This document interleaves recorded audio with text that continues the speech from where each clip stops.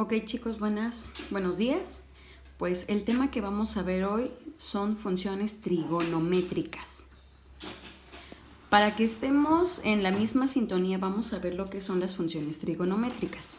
En primera, estas funciones se aplican solamente a triángulos rectángulos, a estos. ¿Cómo identifico que un triángulo es rectángulo? Porque tiene un ángulo de 90 grados. Es importante que tú sepas que los ángulos rectos siempre tienen forma de L. Entonces van a tener un ángulo de 90 grados, un ángulo recto. Por eso decimos que los triángulos rectángulos son aquellos que tienen un ángulo de 90 grados. Sabiendo esto, te quiero decir que las funciones trigonométricas son fórmulas, esto es muy importante destacarlo, fórmulas que nos ayudan a encontrar cuánto mide un ángulo o algún lado de un triángulo rectángulo. Hay tres datos importantes que tú debes de saber de los triángulos rectángulos: la hipotenusa, cateto adyacente y cateto opuesto. Recuerda que con el teorema de Pitágoras veíamos que la hipotenusa se identifica con la letra C, cateto adyacente con la letra A y cateto opuesto con la letra B. Nosotros ya tenemos una imagen que te la voy a poner ahorita aquí para que recuerdes cómo es que se clasifica. Ahora, con las funciones trigonométricas, ahora esos lados reciben el nombre de cateto adyacente, que tú ya lo sabías también, y cateto opuesto. Pero aquí, cuando vamos a utilizar las funciones trigonométricas, es muy importante identificar cuáles son cada uno de los catetos. Tú ya sabes que los ángulos rectángulos tienen una rampa, por decirlo así, esta línea inclinada. Esta línea inclinada se llama hipotenusa, tanto en este triángulo como en este triángulo. Se llama hipotenusa. Vámonos al primero. Ok. Aquí es muy importante, siempre en un triángulo rectángulo yo te recomiendo que identifiques dónde se ubica el ángulo de 90 grados. Ahora, si te das cuenta, aquí tengo un ángulo. Perfecto. Cuando tengo un ángulo en este extremo, acuérdate que la hipotenusa y el cateto adyacente son mejores amigos, los mejores amigos, entonces siempre quieren estar juntos y este ángulo los une. Es como la manita que se dan para permanecer juntos. Entonces, este es el cateto adyacente, la hipotenusa, y la amiga que nadie quiere, el cateto opuesto. Se opone a esa amistad. Este es el cateto opuesto. Ahora, ¿qué pasa cuando el ángulo lo tengo acá?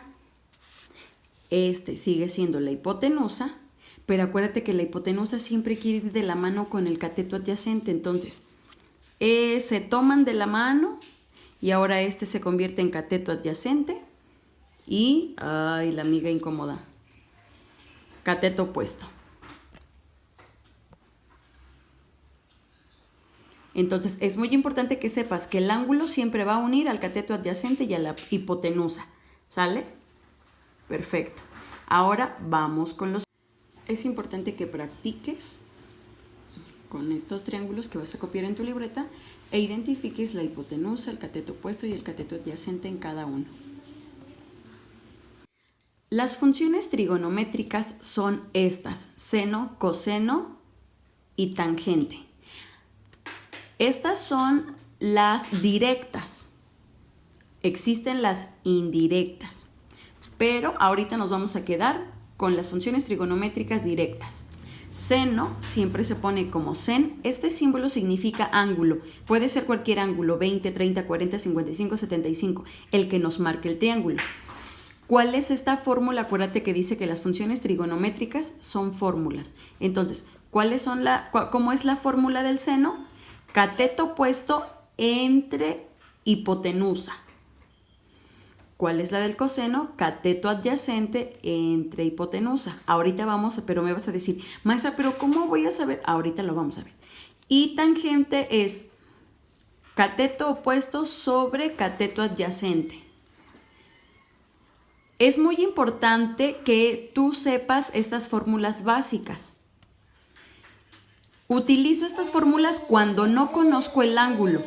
Pero ¿qué pasa si no conozco el cateto opuesto o la hipotenusa? Entonces, como en todas las fórmulas se despejan.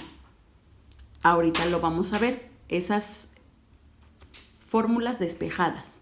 Pues aquí están las funciones trigonométricas y aquí están las fórmulas despejadas.